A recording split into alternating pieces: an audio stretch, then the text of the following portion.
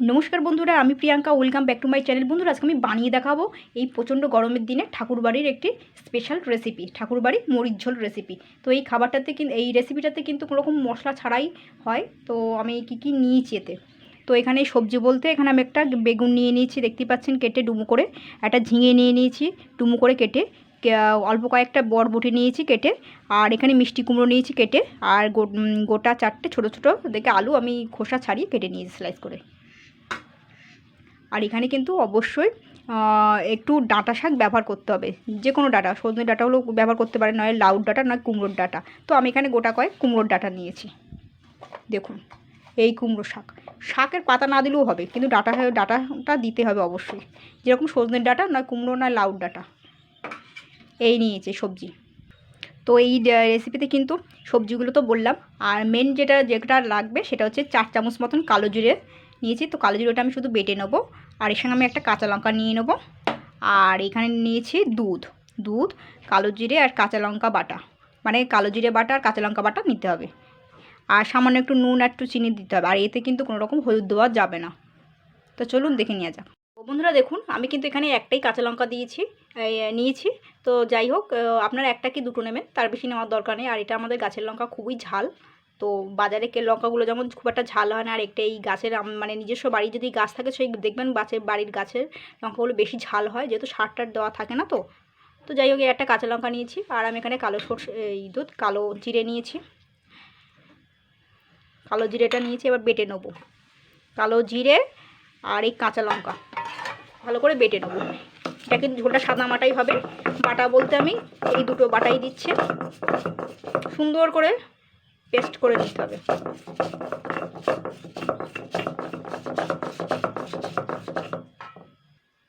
তো বন্ধুরা দেখতে পাচ্ছেন, কড়াইতে আমি কিন্তু এবার রিফাইন্ড অয়েল দিয়ে দেবো। রিফাইন্ড অয়েলে এটা রান্না করতে হবে। আর রিফাইন্ড অয়েল তেল যদি না হয়, তার পরিবর্তে কিন্তু ঘি দিতে পারেন। তো যাই হোক, আমি রিফাইন্ড অয়েল তেল দিয়ে দিচ্ছি। এরপরে সবার প্রথমে কিন্তু আমি খোসা ছাড়ানো আলুগুলো দিয়ে দেবো। স্লাইস করে রেখেছিলাম যে আলুটা সবার প্রথমে হালকা আমি 2 মিনিট মতন নাড়াচাড়া করে নেবো। আর যে সবজিগুলো বাদবাকি বলেছিলাম, সেগুলো কিন্তু বেশি ভাজা যাবে না। তো এটাকে আমি 2 মিনিট মতন নাড়াচাড়া করে নেবো কিন্তু।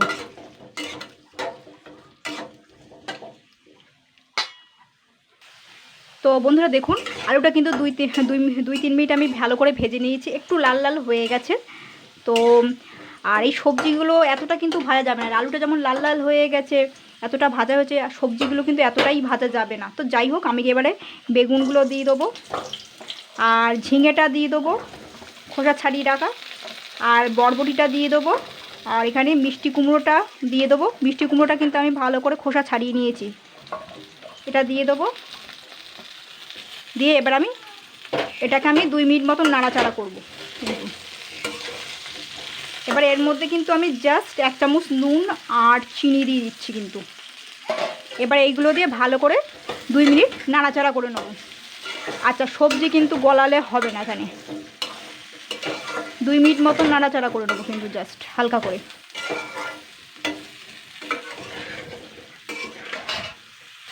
তো সবজিটা ভাজা কিন্তু হয়ে গেছে 2 মিনিট মতন। এবার এই দেখুন, এখানে এই যে কালো জিরে বাটা আর কাঁচা লঙ্কা বাটাটা দিয়ে দিচ্ছি। জাস্ট এটা দিয়ে আমি 1 মিনিট নাড়াচাড়া করব, 1 মিনিট জাস্ট। আমি কিন্তু এটা মিডিয়াম আঁচেই করছি।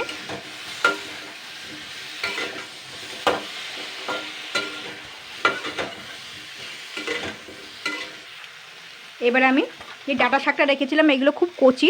তো এবার আমি এগুলো দিয়ে দিচ্ছি।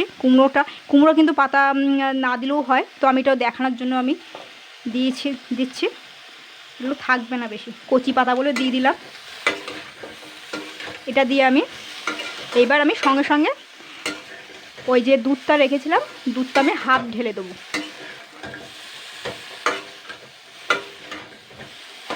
আমি কিন্তু তেল কিন্তু বেশি দেইনি, আমি কিন্তু এটা মিডিয়াম আঁচেই করছি ভাজাটা।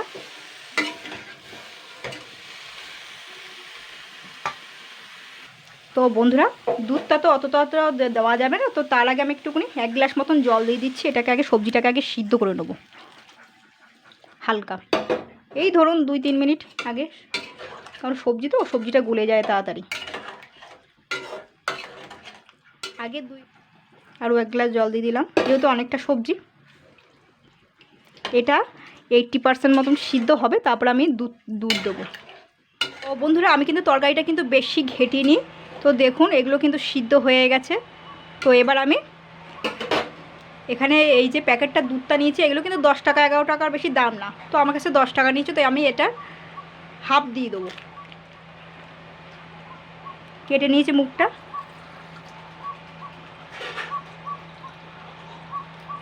আমি কিন্তু হাফ দিয়ে দিয়েছি, একটু নাড়াচাড়া করে নেবো।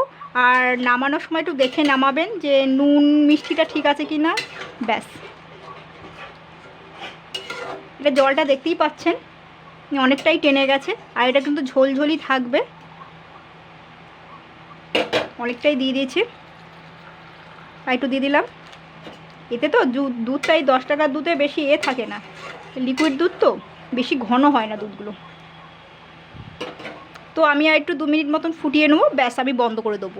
বন্ধুরা দেখুন এটা কিন্তু হয়ে গেছে। তো এইভাবে ট্রাই করবেন রেসিপিটা গরমের দিনে, কোনো তেল মশলা ছাড়াই কোনো রকম। আর হচ্ছে এই যেহেতু ঝোল, তো একটু ঝোল রেখেছি, তো এই সবজিগুলো রয়েছে বলে এরকম মনে হচ্ছে যে এতটা জল, তো এতটা থাকবে না। গরম আর ঠান্ডা হয়ে গেলে তরকারিটা দেখবেন এমনি ঝোল অনেকটা কমে যায়। তো যাই হোক, তো এইভাবে ট্রাই করবেন বন্ধুরা, ঠাকুরবাড়ি স্পেশাল রেসিপি মরিচ ঝোল।